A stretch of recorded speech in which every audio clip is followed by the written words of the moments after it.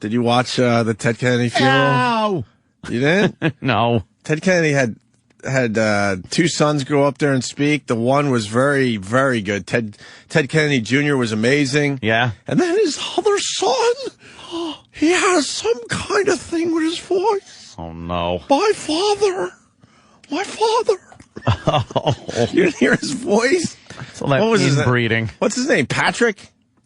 Yeah. He's in politics, right? Patrick Kennedy? Is he? My father taught me from an early age. He was running out of air or something. I didn't even know what he was saying. I gotta hear him. Could you pull some audio of the two sons just so you get a little comparison? A little comparison, because Ted Kennedy Jr. was the one that lost the leg. Oh, right. He lost that a long time ago. And he walked right up onto that pulpit like he had two legs. I'm like, damn. Was he wearing spatula foot, or did he have... well, he had a suit on, so I don't know. A suit, so you don't know? And he did his father proud, and then the other son came up and had to follow.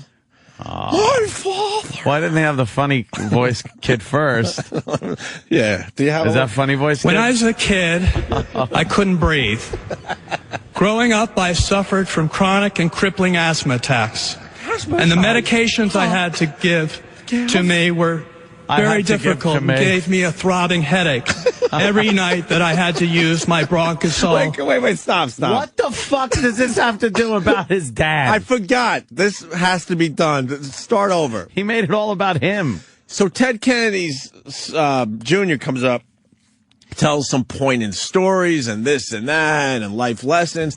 And then his other son, Patrick here, that we're about to hear, he gets up and we're like, all right, you're going to hear some more wonderful stories about Ted Kennedy, right? Yeah. And all the fucking guy would talk about is his asthma for the first 10 minutes. There's 4 presidents in the audience, you asshole. I'll give you asthma. Right. You're playing golf today. Can you start over? You would think the asthma thing would be for maybe 10 seconds, then he would move on. Yeah. Watch how long he goes with his asthma That's thing. pretty funny, because Mary Jo Kopechne said the same thing. I can't breathe.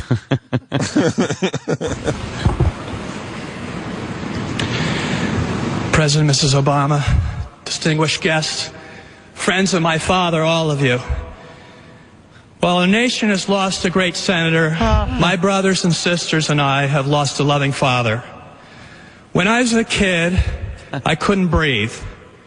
Growing up, I suffered from chronic and crippling asthma attacks, and the medications I had to give to me were very difficult and gave me a throbbing headache every night that I had to use my bronchosol nebulizer.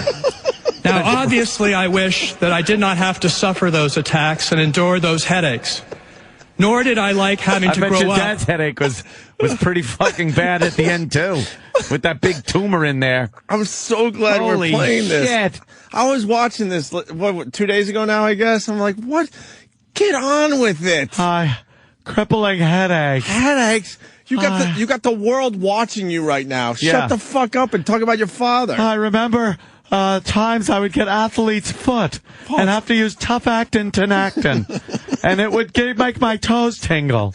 My toes. Sometimes I got those fingernail fungus, right, and I had to use this fungal cream, and it was very hard because I bit my nails, and it didn't taste very good. I told you. This kid's hysterical. This kid. Holy shit. This kid, he's a, you know. I had crippling dandruff, which Head and Shoulders helped, but not all the time. And a lot of times I had to whoosh the dandruff off my shoulders. I'm allergic to peanuts. I get hives. I get hives and my throat swells up, and I need my brontosaurus nebulized. I sure hope I have an EpiPen, because I might break out as I talk about my father. A bee sting will kill me in 2.4 seconds. But I'm here for my father. My father. I have a lance on my buttocks. Needs to be boiled. It hurts. Officially, I'm allergic to 200 food groups. Food groups. Officially, I've lost count, but I'll go through them all right now. Right. Fish, all types of beef, some pork. I could eat other pork, but once I got the trichinosis, undercooked pork. People are just like, what the fuck is he going on about? Your father just died, and the world's watching. You got Jimmy Carter there. You got George Bush. I don't know what he was thinking about while he was in the audience, but he got emotional, more emotional than anyone else. Then you got fucking Bill Clinton, like just like grooving to the music, just grooving to the music and clapping his hands. I don't know.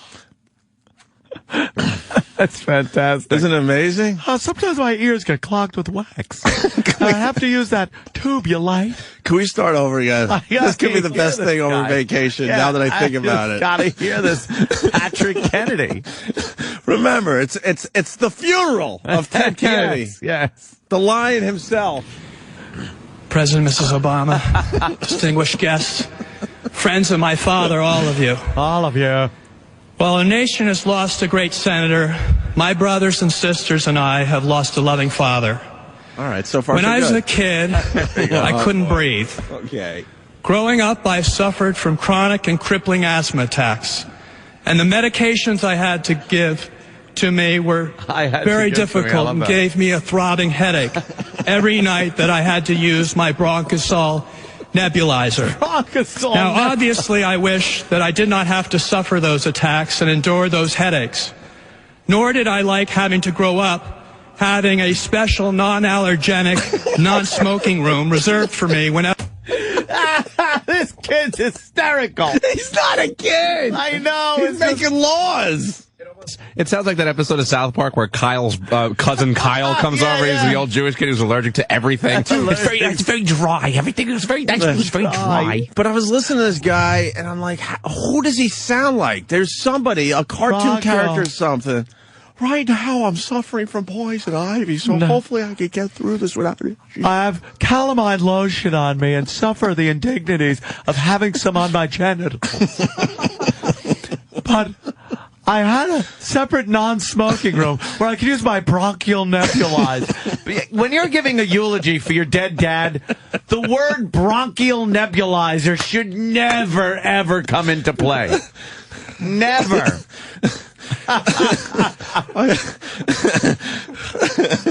I saw a scary movie once. I had to sleep with the nightlight on. It was quite frightening and gave me nightmares. I had to take Ambien because I couldn't sleep, but then I'd sleepwalk. Not a day goes by that I don't have liquid diarrhea. My doctor says it's my diet. Yes. I have a spastic colon where I would be in the bathroom constantly, just crapping my brains out. Back up just slightly. This goes on for another easily 2 minutes before he starts talking about his room. What his dad meant to the world. His special room. His special room. Fantastic.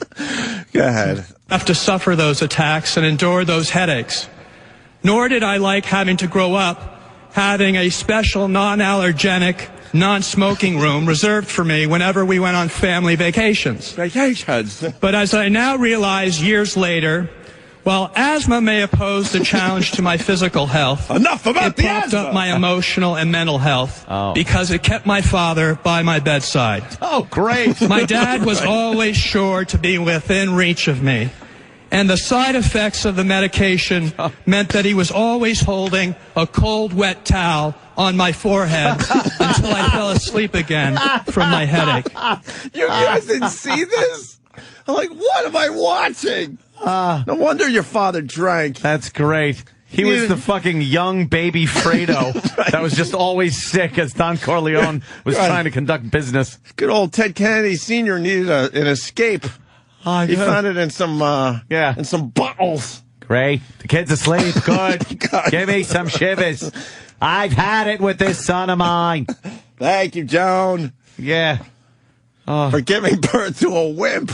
He'd hold a wet rag over my mouth and nose. It's called waterboarding.